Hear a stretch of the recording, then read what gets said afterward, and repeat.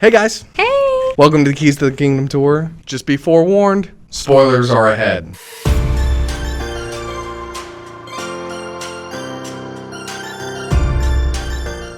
All right, let's go. All right. How it began. We started the day by getting checked in. It was super early in the morning. We actually decided to pick the 8 a.m. tour. So we did have to be there by 7:45.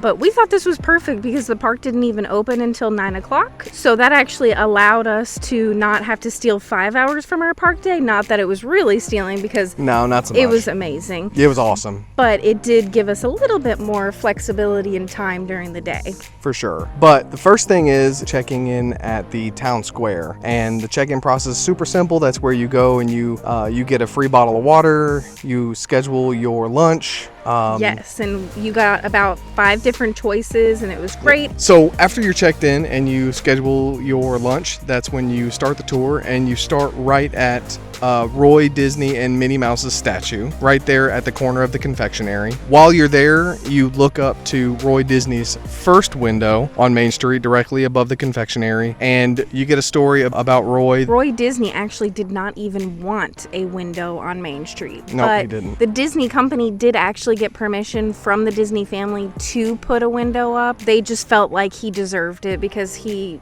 was the reason that Walt Disney World exists. Absolutely. He's pretty much the sole reason Magic Kingdom is the way it is, so. Absolutely. So then we strolled down Main Street and We are walking down Main Street now, and we come to Walt Disney's statue and Mickey's statue and Walt Disney's window. yes, the window was a super beautiful thing. Basically, they felt like where the window is located, which is above the ice cream shop, that it was a way for Walt Disney to say hello and good night to everybody every single day. So the next time that you're in Walt Disney World, make sure you wave to Walt Disney's window. Just thank them for everything. So at this point, we headed into Adventureland, and they showed us where Crystal Palace is split in half between Main Street and Adventureland. Yeah, never knew that the building had 2 completely different themes on each side of it. So next time you're at Crystal Palace, just take a look. It's beautiful. And then we moved from Crystal Palace into Adventureland, and we heard where Main Street USA music stopped.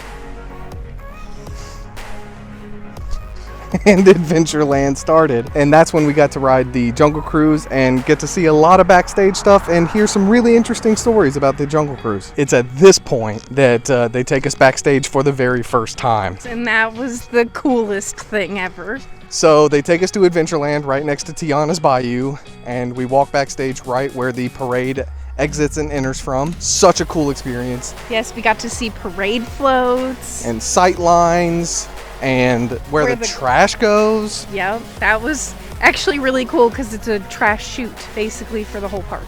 Such a cool thing. And on top of all that, we also got to see the electric water parade and get to see where that's docked. Yes, where it lives. So cool. And then it was lunchtime at the Columbia Harbor House, and it was actually super awesome because they had it ready to go, waiting for us. We did not need to wait on our food, but it was still hot and fresh. We had our entree. We actually had little cute Oreo desserts, and we had little place cards with our names on them, and our drink, and we got to be in there for about 30 minutes, I believe. Yeah, I think so. So it was perfect. It wasn't too long, wasn't too short. Kept the vibes up. So after lunch, we headed over to the Haunted Mansion, and that was really awesome. We got to enter the exit and go through the servants' quarters, see a bunch of stuff back there. Then after the Haunted Mansion, we headed over to the Tangled Bathroom area. We got to learn that there is actually a scavenger hunt in that area. Yes, and if you don't know this about us already, we love a good scavenger hunt. Big fans. It is something we enjoy very much. Absolutely. But there are 10 hidden Pascals in that little courtyard area. So next time you're in that area, take a look, find out. Then after the Tangled Bathrooms, we actually got to head down into the Utilidors